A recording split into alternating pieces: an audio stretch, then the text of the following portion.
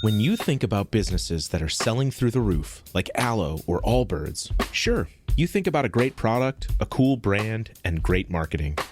But an often overlooked secret is actually the businesses behind the business, making selling, and for shoppers, buying, simple.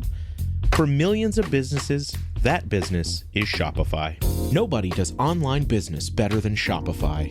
It's home of Shop Pay, the #1 checkout in the world. You can use it to boost conversions up to 50%, meaning way less carts going abandoned and way more sales going through to checkout. Sign up for your $1 per month trial period at shopify.com/income, all lowercase. Go to shopify.com/income to upgrade your selling today. That's shopify.com/income.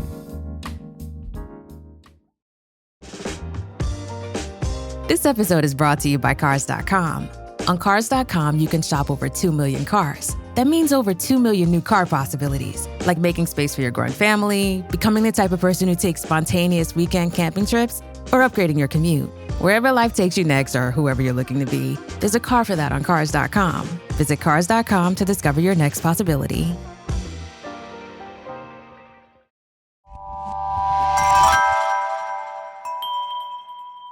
Slow Burn Media, Evergreen Podcasts, and Killer Podcast presents Who Killed, a podcast that provides a voice for the voiceless. Hello and welcome back to Who Killed, a Slow Burn Media and Evergreen Podcast production.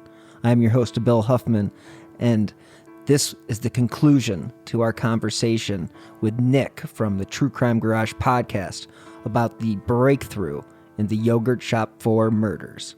So without any waiting, let's jump into our conversation.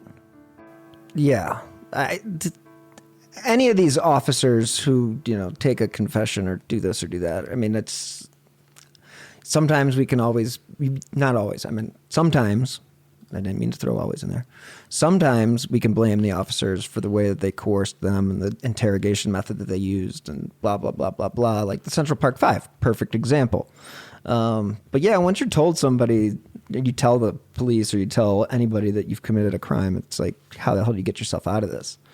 And you've seen that for many years and all sorts of false confessions. And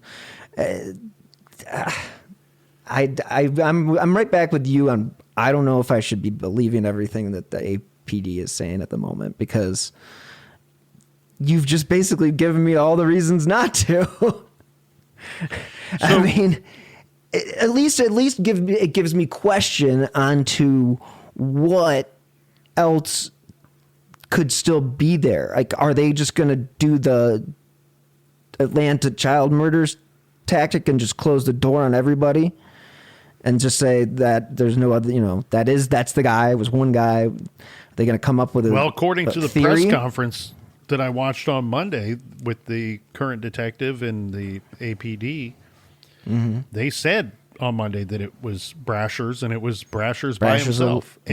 And that he alone perpetrated this horrific crime, and it does line up with his MO on some other crimes where he yes, multiple victims in other crimes, and he carried those out by himself. And they also point to that in some of his other crimes he had multiple weapons. Look, so that answers some of my question, because that's my biggest hang-up is the different caliber weapons. I mean, who's walking around with 2 different handguns? I mean, but it is Texas. It's a guy who's obviously got ulterior motives than just self-protection. And he would have drove to this area, so he wasn't from this area when these crimes were committed. So I guess let me ask you the question then. So was he just literally passing through, or was he just getting a cup of coffee in Austin for a month or so? Well, and I hate to give praise to somebody so evil, but to put it short and not sweet at all, this guy was a serial killer, serial rapist, and he was very good at it. Unfortunately, he was very good at it. And it appears to me that he would travel. So he worked as a handyman or a carpenter So he worked for himself a lot, a contractor, and from my understanding, he would be gone. He had a family. Here's another guy. He had a wife and several kids, and he would be gone for weeks at a time, they say. And so I think what he was doing is that he had this drive to kill, and he probably studied how some of these serial killers get away with it or have longevity in their career, if you want to call it that, their killing careers. And I believe that he was putting distance between his home life and his crimes and his murders by way of miles. And he's driving to other states and committing these horrible crimes. So he was born, this is what we know about him today. Robert Eugene Brashers was born in 1958 in Newport News, Virginia. And the reason why some things are still in question about this guy and will remain so is that he died at the age of 40, January 19th, 1999. When police he was living in a motel with his wife and kids at the time. And this was in... This is when he got caught? Yeah. So he was living in Kennett, Missouri at the time. Okay, yeah, January 13th, 1999. Yeah, he's living in Kennett, Missouri in this motel. Police knock on the door because there's a stolen vehicle out front, and he's hiding under the bed. And after a long standoff, he took his own life. He shot himself. Yeah. And it's my understanding but he let his family go. He let his family go. It's my understanding that the gun that he shot himself with was the 380. I've seen that reported once or twice. I don't want to say that that's hardcore fact. But this 380 comes into play a lot with this guy because they are saying that there's another crime that they're convinced that he is the killer, and that same 380 was used in that crime, which was a similar crime. So is that one not known, or they've not named that one? Or it's interesting because in the press conference they thanked several different agencies. They thanked the Greenville, South Carolina Police Department. They thanked DNA International Labs. And among the people and agencies and outfits that they were thanking, one of them was they just said a not to be named Kentucky Police Department. Their exact words were, and thank you to the Kentucky Police Department that cannot be named. So what's going on here, Bill, is there's another crime that they think he committed, but Kentucky Police Department has not come out yet naming Brashers, has not came out and did their press conference yet. And so out of fairness to them, they're not naming that agency. Just lit the fire of every web sleuth out there. I'll tell you what I think case it is. And I've had a lot of interaction with people in the last 3 or 4 days. So a lot of information coming from a lot of different people and different sources here. But let's talk about him, Brashers, real quick, and then we'll get into some other stuff. So he was first arrested in Port St. Lucie, Florida, for assaulting a 24-year-old woman. And according to investigators,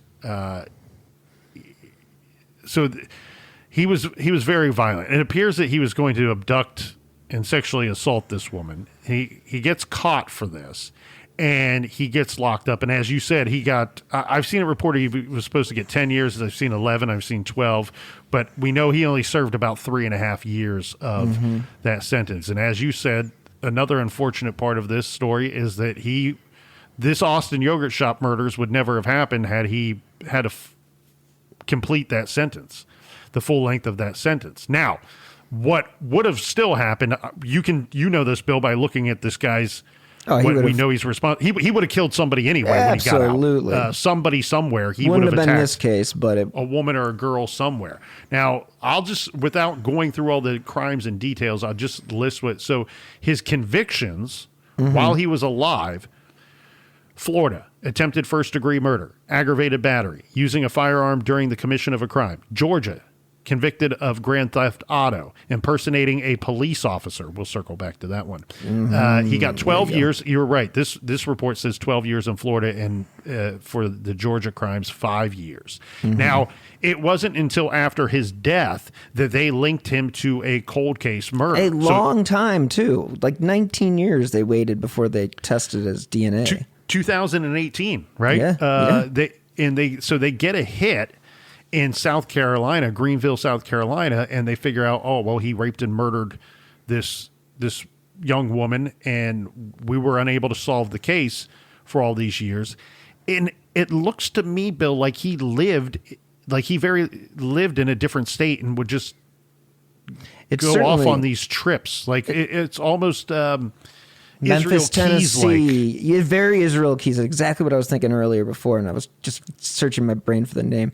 But I mean, South Carolina, Florida, Missouri, again, South Carolina, Memphis, Tennessee, and potentially Kentucky. Like, that's crazy. Like, I think he definitely was Israel Keys before Israel Keys. And helped him get away with it for a long time, too. Yeah. 7+ murders. We're probably going to find out about more. And if we can't get it through the DNA, I would be curious about the ballistics. If they could link this 380 to some murders in other states, because as said, he seemed to disappear for periods of time. And as you said, we already know Florida, Missouri, South Carolina, Tennessee, Texas, and suspected Kentucky. Now, multiple states. If I could, I want to. So this is really good, because I hate when we find out about these cold cases. Oh, one is finally solved. It's a guy that was never suspected. His name wasn't in the police file, but we know it's him because of the DNA. But then we can never figure out making a connection from the perpetrator to the victim or the victim to the perpetrator. It's always a mystery, right? And there's something unsatisfying about that, where you're like, okay, well, we got the guy, but it doesn't. You want to be able to draw a red string from victim to perpetrator to victim, right? How did they cross paths? How did they know one another? Or how did the perpetrator find the victim? And a lot of times we don't get that situation. But the evidence against this guy, they determined that the 380 cartridge ballistically matched other crimes that he committed. Now, the interesting thing here is they knew that the ballistics report stated that in all probability, the weapon used was limited to an AMT backup model 380 semi-automatic handgun in the murder of Amy Ayers. So while originally the 380, the use of two different guns, was holdback information that eventually leaked its way out. And part of that, too, in fairness to Austin PD, when something goes to trial, there's no way for it not to get leaked out. It's part of the discovery, right? It's going to be. And it is. Yes. Speaking of discovery, in 2011, I believe it was the defense that said, is the ones that put out the information that it was two different DNA profiles of the killers, and none of them matched Springsteen, Michael Scott, Maurice Pierce, or Forrest Wilborn. None of those two profiles didn't match any of those four guys. That information came out by the defense. There's people out there that will say, Nick, don't be so quick to believe that because it came from defense attorneys. I say the problem with that, your opinion on that, is that the defense is working off of the same discovery evidence that the prosecution is working off of. So it's not like they're sitting there and they have different evidence. It's their interpretation of that evidence that may come into question. Now, the holdback that worked on this was that they knew they had a good idea of specific information about this 380, that it was an AMT backup model 380. And it was only once they started connecting this 380 to other crimes that they figured out, oh, we got to test this DNA and we got to test it. Because from my understanding, remember we talked about the problems they had with the YSTR DNA. And of course, DNA has advanced. But remember, was it 2020 that you and I were having the discussion about the FBI wouldn't...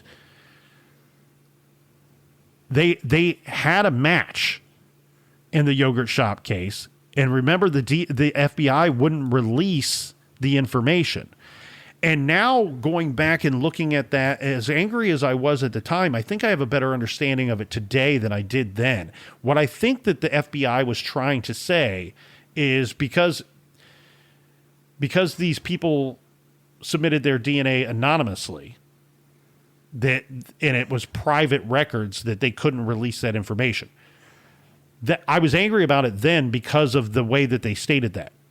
Looking at it now, what I think happened, Bill, was I don't think that it told them specifically who it matched. I think they said it doesn't exclude these 1,000 people or these 2,000 people. I think that was more of what they were dealing with, and that would make sense as to why they wouldn't give out that information, because yes, your guy is in here somewhere, but it's in this large batch of people. We don't know which one specifically that it is. That's my guess, but that would make some sense as to why they handled it differently in 2020. Eventually, this matches DNA here, but they were able to put Robert Eugene Brashers in the general area at the general time. And that was really intriguing. So he gets pulled over by Border Patrol. Mm-hmm. And this would have been within 2 days of the yogurt shop murders. And let me see if I can find this information to make sure that I'm not speaking out of turn here. Okay, yeah. So the murders took place December 6, 1991. Yep. And this is from the city of Austin. That says less than 48 hours after the yogurt shop murders, Brashers is stopped by Border Patrol at a westbound checkpoint between the cities of El Paso, Texas, and Las Cruces, which is New Mexico. Brashers was driving a stolen car out of Georgia. So this is the conviction that he gets in Georgia. He gets convicted of this stolen car that's in his possession. During that stop, they find in his possession a .380 pistol. All right, they confiscate that. They make record of it. It's an AMT .380 backup model pistol. So it matches what they've come up with as the make and model in their .380 that was used at Yogurt Shop. And they even put the serial number here as A75213. This is the same make and model identified by ballistics as the weapon used in Yogurt Shop. Brashers was charged with auto theft and felony possession of a firearm, or a felon in possession of a firearm. The gun was later released to Brashers' father after Brashers was sentenced. So Robert Brashers really wanted to get that gun back.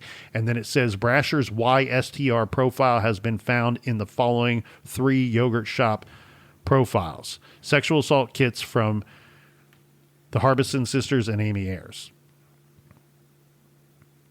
Yeah. But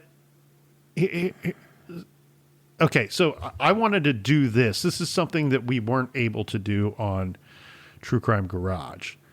I wanted to, as I said, there's been a lot of folks reaching out to me in the past few days. And if you will allow me, Bill, I want to go through some of these. Sure, absolutely. Okay, so a quick shout out here. First, a couple shout outs to some folks in Austin, in the great city of Austin. Bill and I have been to Austin. We've been to Austin together, right? Did you go to Austin? No, actually, it wasn't at Austin Crime Con. Nah. Well, I went to Austin Crime Con. Austin was a great city, fun city. So shout out to a couple folks in Austin, Jeff, Julie, and Reese, who independently of one another each sent me email about this case. And give a shout out to persons in parts unknown. We have Brittany, Blanca, Ryan, and Ted. And more specifically, I thought, I'll just read these and we'll kind of talk through them here. So it says, "Hi, Nick and Captain. So I listened to your podcast last night about the yogurt shop murders being solved, but I do have some questions. Does this Brashers guy match the description of the man who was talking to the security guy?" Okay, Bill, you may remember there was a gentleman who owned a security company. He was a customer at the yogurt shop that night. And later, after the murders, he told police there was this strange guy who went into the back part of the shop. Yes. While I was there, he asked to use the restroom, and the restrooms were located in the back of the shop. And so he went to the back of the shop, and the security owner is telling police, like, I'm hyper vigilant, I'm extra observant, it's my nature, it's my business, and gives a description of this guy. Now,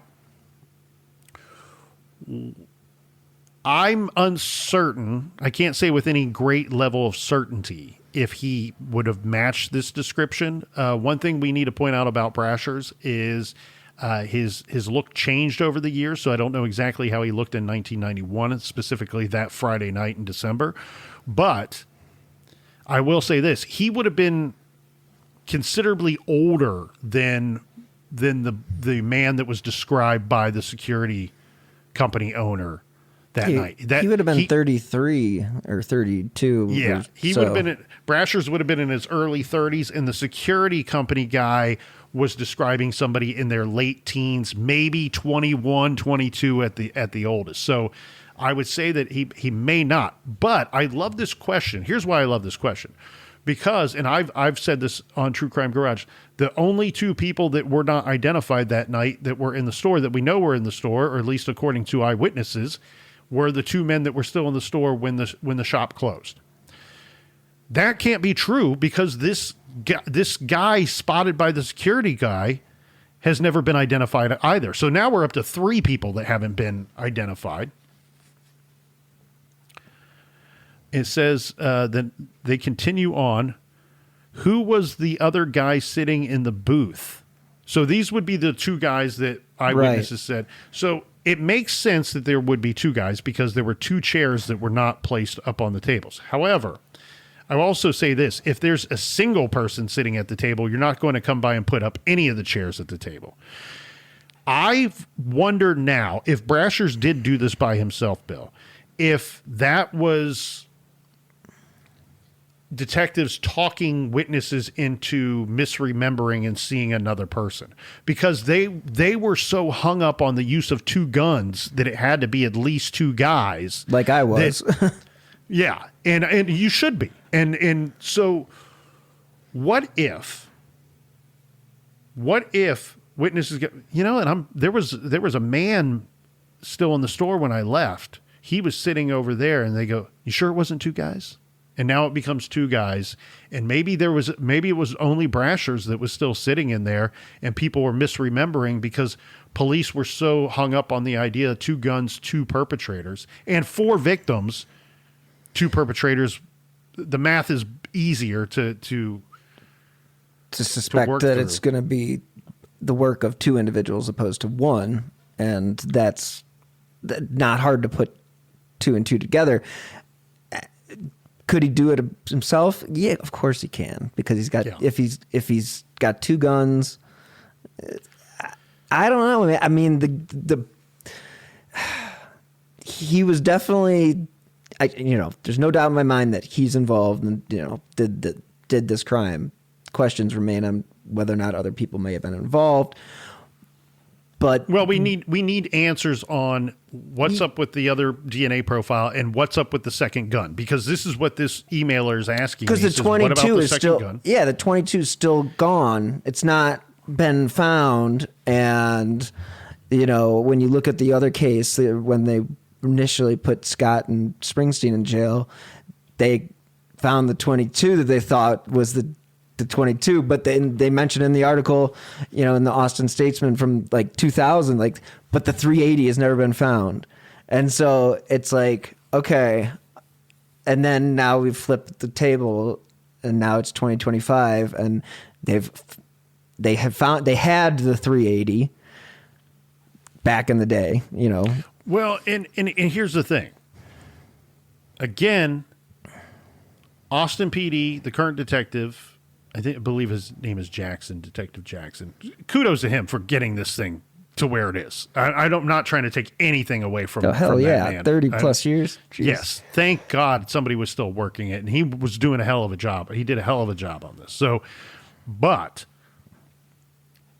again, selling me the idea that this crime has a similar MO to other Brasher crimes that he committed by himself, used multiple weapons.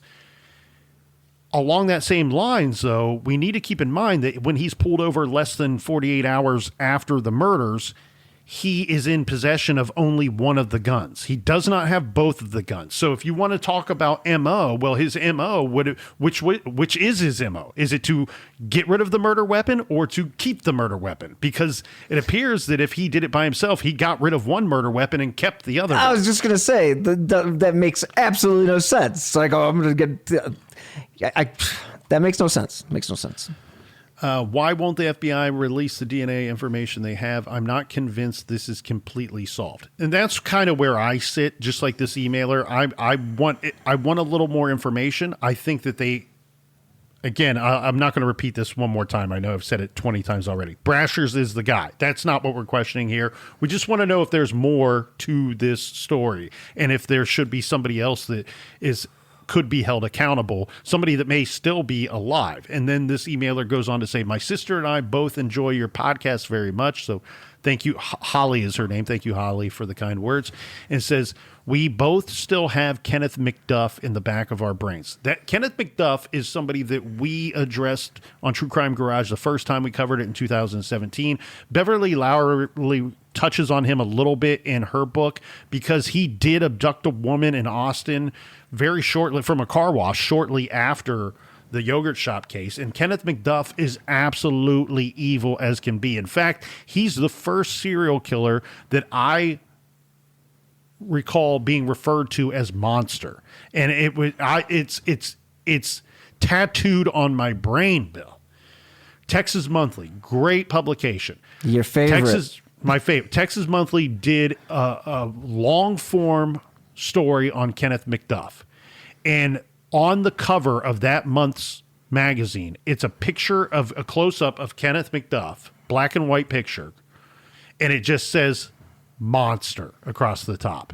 And that's the first time, like, these guys should always be referred to as monsters. It probably wasn't the first time that was used, but it was the first time that I remember it being done so cleverly. And that... Well, what's disturbing about that cover also is that... It's haunting, isn't it? Right, and then below it says, why Texas paroled vicious killer Kenneth McDuff.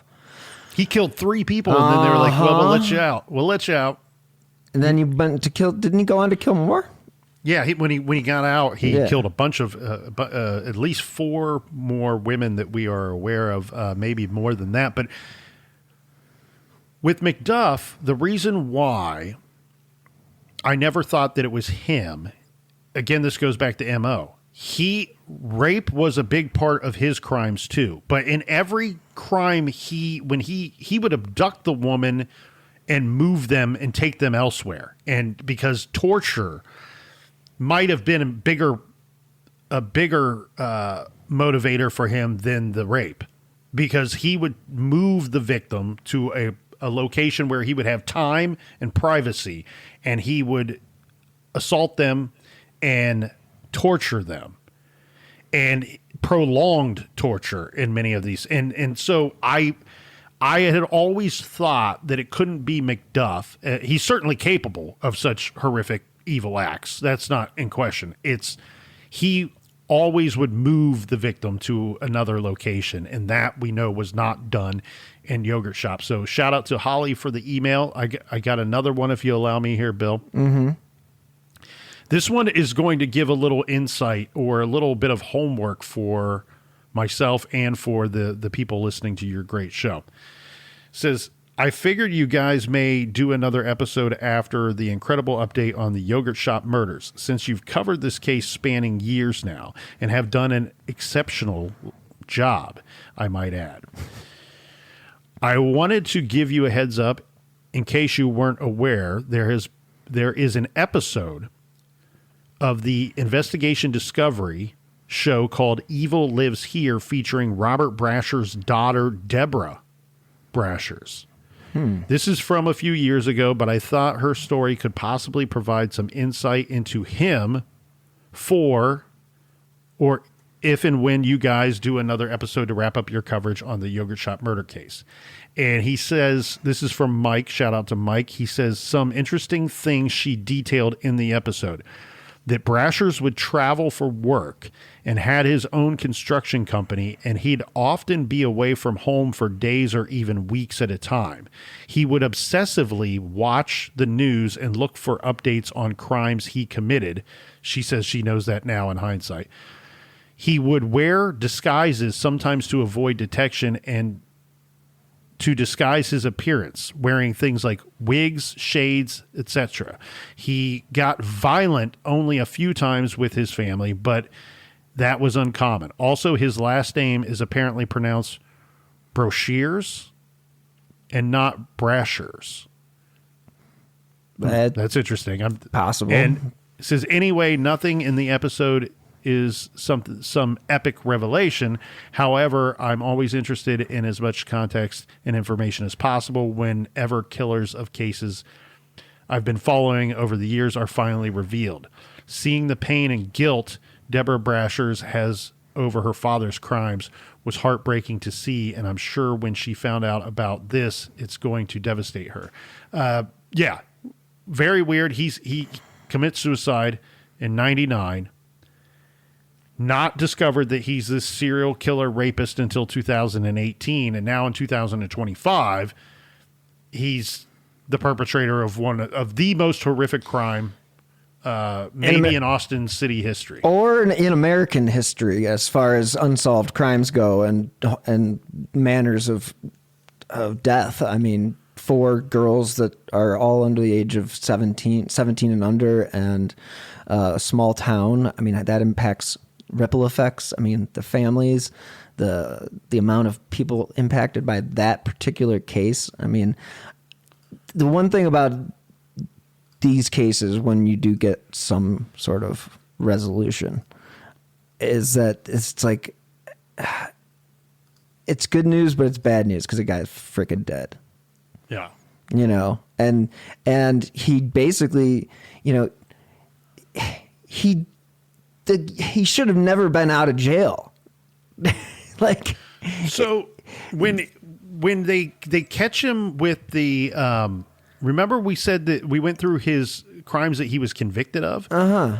So one of the crimes that he's convicted of, impersonating a police officer, he had showed up to this woman's home or apartment, and we now know why he was there, right? They don't know at the time. We now know why he was there. But he gets busted in the process. And he brought with him not only a firearm and a kill kit, let's call it, for lack of a better term. He brought with him a video camera. So whatever he was going to do, he was going to videotape it.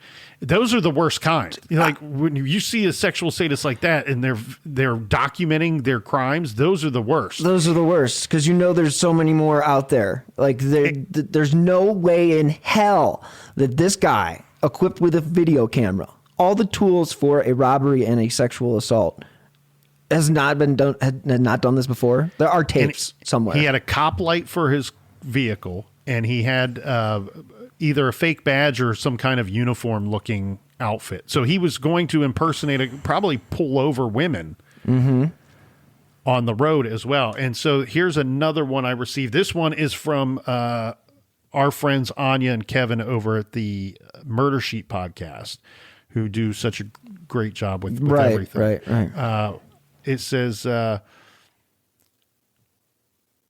hope you're doing well. Sending you some info. We're working on the yogurt shop murders. I'm almost certain that this is the mysterious 1998 Kentucky cold case alluded to at the yogurt shop murders press conference on Monday. And Anya says, I could be wrong. but it fits, and the MO certainly fits. And this is, regardless, like she said on the show, even if this is not the case they're talking about, this is still an unsolved case, which deserves some attention. Absolutely. I mean, that's the whole point of doing most of these shows. So the murder sheet people are pointing to this is November 6, 1998. Somebody murdered 43-year-old Linda Rutledge. She was killed in her parents' business, the Nixon Hearing Aid Center, shot multiple times. The building was set on fire. So somebody goes into a business with a firearm, kills the person working there, sets the building on fire. This would line up, and we do know that it was a Kentucky cold case that Austin PD cited. They wouldn't say where it took place, but they did kind of slip up because the detective says, I'm not even going to say the year that it took place, but the slideshow, it said the year on the graphic on the slideshow. So 1998 was kind of, yeah. They continue to leak things out. And then it says, murder sheet folks say, we found out that Brashers wasn't the only killer in his family. His older brother murdered a state trooper. Now that I've not dug into that. Yeah, I've not heard that one, but I do want to give a shout out to my friend Fig Solves. He has a channel on YouTube. Check out Fig Solves. He and I and the captain became friends during the Delphi case back when they were still looking for the perpetrator of the Delphi murders. And so we've had many conversations on several different cases, and I was lucky enough to be a guest on his show a couple of times. Most recently, we talked about the still unsolved Dardeen family murders. That one is a head scratcher for sure. But so he sends me a text saying,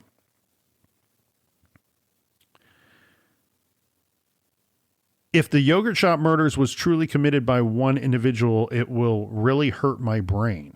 And my reply was, it's not impossible, but I'm having a rough time accepting that APD has a really poor record with this one. Brashers makes sense. Yogurt shop was more about rape than robbery, but the discovery shared with the defense said 2 DNA profiles. APD played up the multiple assailants when it benefited their case. Now they downplay it when it does not. His reply, Fig's reply, exactly. I thought there was 2 DNA profiles of significance. Yeah, they have the right guy, but I feel misled by APD too. Maybe they were doing all this to try and save face for the wrongful convictions. No idea, but 2 different weapons used.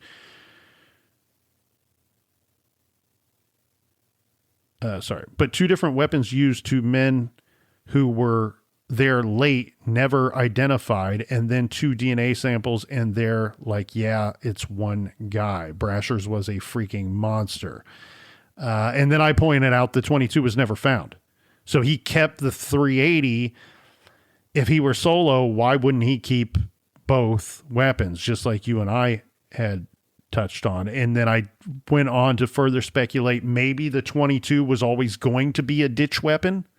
Maybe this 380 holds some kind of special place in his heart and mind for some reason. And the 22 was going to be, I'll use this in the commission. Didn't plan on pulling the second gun, which was only used once at Yogurt Shop. 22 was used 4 times. This one's used once. Maybe he didn't plan on using it, and the 22 was always going to be a ditch weapon. Because that is something that we do need to strongly consider here, and that would explain why he's found with only one of the murder weapons.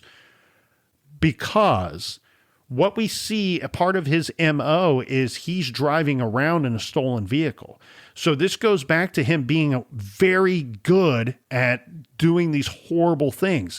Bill, he's going to far distance away from where he lives, from his home life, his family life, and he's killing out on the road. So he's not likely to be tied to it unless he's caught in that area at the time. And then I think that he's showing up to these cities, showing up to these crime scenes in a stolen vehicle. And we see that multiple times. And we know that Border Patrol pulled him over. He's driving a vehicle that was stolen in the state of Georgia. Yeah, it makes sense. So maybe he did have a ditch weapon. Yeah. I mean, from everything that, for what we're taking, if we wanted to take everything at face value, what they've said so far, then yes, then it sounds like that potentially is the situation where he did have an extra weapon, to commit the actual crime, but maybe he got thrown off, or maybe that gun jammed and he had to use his 380. Because there's always that possibility, guns are only as reliable, The other thing, though, too, that's troubling, there were some things missing from the murder scene, personal items that belonged to the girls. When they pulled him over within 48 hours, those items, if they were found, they weren't cataloged, or at least not told to us by Austin PD in their press conference on Monday. So one of the girls had a leather jacket, like a bomber style jacket.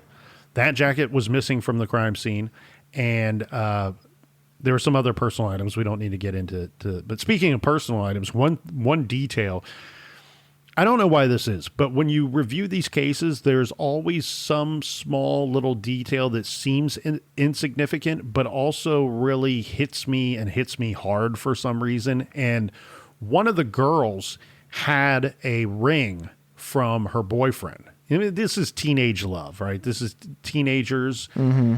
We've all been there. One of them had their boyfriend had gifted them a ring, and the girls were forced to strip. So they know this based off of the state of the clothing when it's found. It wasn't torn, it wasn't ripped, it wasn't pulled off of them. So you can presume that they were forced to strip. And some of the clothes was even found placed down neatly. And I believe some of it was folded up. The girl, and I can't forgive me, Bill, because I can't remember which girl it was. And I have a hard time saying their names too when we talk about certain details, because it's just so sad. These were, from everything we've seen, these were great kids too. These were really smart, popular girls, nice girls. And one of them, that ring was found at the scene because she had placed it when she was ordered to strip. She tucked it between two articles of her clothing when she placed the clothing on the floor of the back portion of that store. And what that tells me, Bill, is that at that moment when she chose to do that, she thought, she doesn't know that she's going to be killed yet. She doesn't know that she's going to be murdered. In fact, she did that probably because what the four of them were most likely all thinking, this is just going to be a robbery. This guy with the gun is just going to take the money from the register. He's going to take anything of value that he sees, and I'm going to hide this ring, this prized possession that I have that was given to me by my boyfriend. I'm going to hide it so, he can get out of here with all the money and everything else that he wants to take, but he's not going to take this one keepsake from me. And it's sad. This fucking coward takes his life. He doesn't get punished for any, he doesn't get punished for the most horrific crimes that he committed while he was here, and then leaves us also wondering, what else did he do? Right. I certainly wouldn't be closing the book on this guy. I'd be combing every case across the country, because this guy didn't really have much trouble with doing what we consider the most horrific acts a human can do to another human. And I mean, he did it time and time again. And it's just to not, he served some time for a couple of his crimes. Some time is the key words there. But the fact that he was able to kill himself and not face the consequences of all these other horrible crimes that he committed that's the one thing that sucks. I mean, I love the fact that they've got an answer. Some of these families can grieve differently and find some resolution. But boy, that, yeah, they had this guy dead to rights if they would have just kept him in prison, and this case would never have happened, but he would have eventually gotten out and done the same thing to somebody else. So it's just, and I'm curious if Austin PD will update their statement. We do know that this is a statement that came out before the press conference. And again, at the press conference, we're being told that Robert Eugene Brashers is the sole perpetrator of this horrific case. But their official statement that was released on the day that the news broke, which would have been last Friday,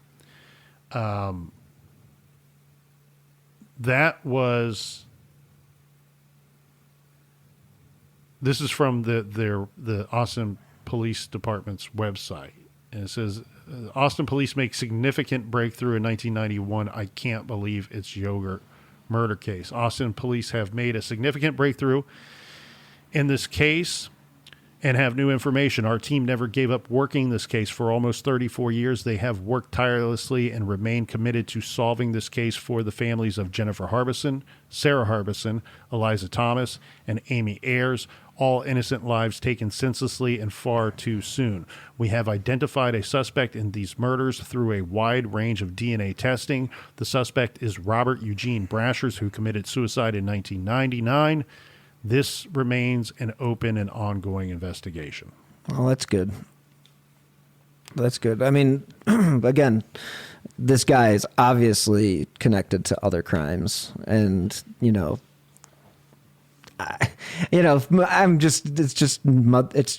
my nature. I'm always like, okay, when did this guy get out of jail? Was he by chance in Bay Village in 1989?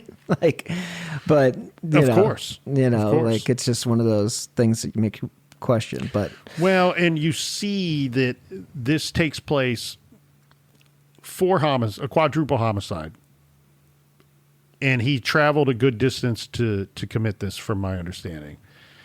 Then when you see a case this horrific, this tragic, it's limitless what this guy is capable of. And if he's willing to go to great distances, great lengths, great efforts to commit these types of crimes, it leaves everything on the table for when this guy was out and walking around a free man. Yeah, it's not like it's not like Gilgo, or Lisk, where we have an area, a geographic area that he frequented, or Colonial Parkway murders, or some of these other cases where it's geography related because of where they live. This lines up more with, like, say, the Golden State Killer, who would travel long distances to commit his crimes. And Israel Keys is the most prescient one, I would think, would match up to this kind of guy. But I mean, this was a guy who was committing crimes across the entire United States: Florida, Tennessee, Kentucky, Texas. How far west did he get? Those are questions that we still don't know yet. Mm-hmm. It gives hope to other cases, though. It does. I think a lot of hope to other cases. I would hope that all of the people that in these states across the country that have something that lines up maybe time-wise, they've got to look at this guy. And it gives hope to cases that weren't committed by this guy, too. 33, almost 34 years. Exactly. I mean, that's what my mom said. She's like, can you believe it's been... And I'm like, it's what we need with the Amy Mahalovic cases. Something, and... These cases, we've talked about it. We talked about it at CrimeCon, Othram. They do an amazing job. It's these labs that just are incredible at doing this work that was not even a possibility. And now we're solving crimes that once felt absolutely hopeless. I mean, when we talked about this originally, I don't think we ever thought that we would get a break. I mean, it had been so long. And yes and no. Yes and no. There's always the hope. I went back and forth on that. There was information coming out that didn't allow me to be so hopeful, but there was Beverly Lowry's book that did it did leave the light on for me that there was a chance with this one. Yeah. She did. She really did an incredible job, and a lot of credit needs to go to her for the hard work that she put into that, and also all the investigators and everybody, regardless of the missteps, the fire situation, and DNA getting contaminated or the crime scene getting contaminated. Again, 4 murders, small town Austin at the time. It's a lot for any police agency or police department to take on, and these aren't like this is as tragic as tragic gets. So they probably, they screwed up a couple things because they had never had to deal with anything like this ever before. And so I don't know, man. And I'll say this too. Austin PD and the current detective and the brass over there, Jackson, all the credit in the world, all the kudos in the world to you guys and girls over there. Thank you for all of your hard work and continuing this case for so many years. But also, I want to say thank you. We thanked Beverly Lowery. I think we kind of need to thank HBO as well, because if you look at this case and where we got to where we are today, sure, the majority of the ballistics work and the majority of the DNA work, the ballistics work and DNA work that led us to Robert Eugene Brashers, whatever, how we're going to say his name. Brashers. What led us to him has all been conducted within the last calendar year. Okay. What was going on in the last calendar year? They were filming the docuseries that came from this book. So I think some thank you needs to go to them, because sure.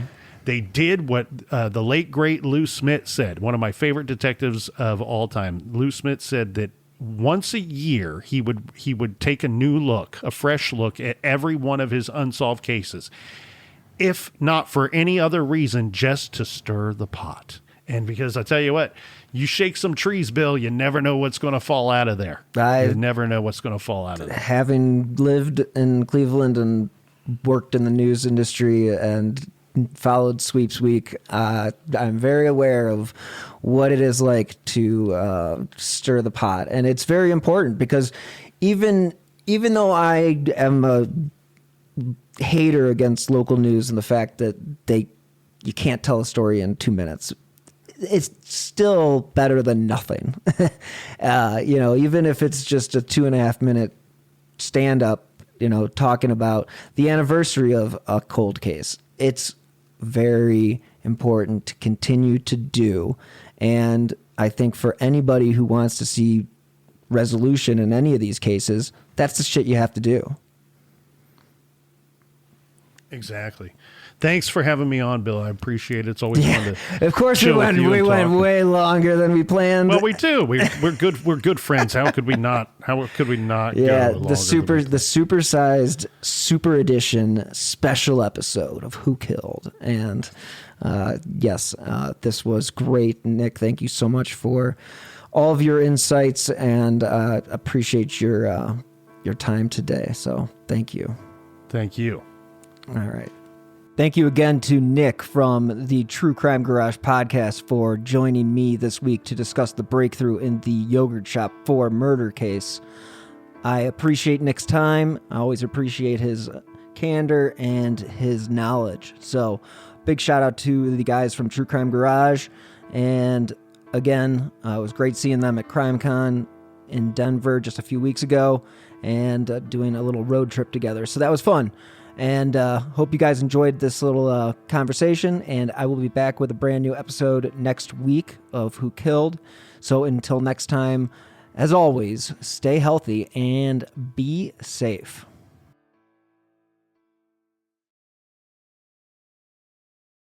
Con las grandes ofertas de Prime Big Deal Days, este 7 y 8 de octubre, la grandeza está en tus manos. Así que si te encanta hornear, puedes conseguir una oferta en una nueva batidora de pie. Te transformará en el príncipe del pan. ¡Atención, atención! Abre paso al varón del brioche, al visconde del bizcocho y al conde de los cuernitos, miembro de Prime, Juan. Sí, Hola. Aprovecha hasta 40% de descuento en Prime Big Deal Days 7 y 8 de octubre. Hey, Ryan Reynolds here from Mint Mobile. Now, I don't know if you've heard, but Mint's premium wireless is $15 a month. But I'd like to offer one other perk. We have no stores. That means no small talk. Crazy weather we're having. No, it's not. It's just weather. It is an introvert's dream. Give it a try at mintmobile.com/switch. Upfront payment of $45 for 3-month plan. $15 per month equivalent required. New customer offer first 3 months only. Then full price plan options available. Taxes and fees extra. See mintmobile.com.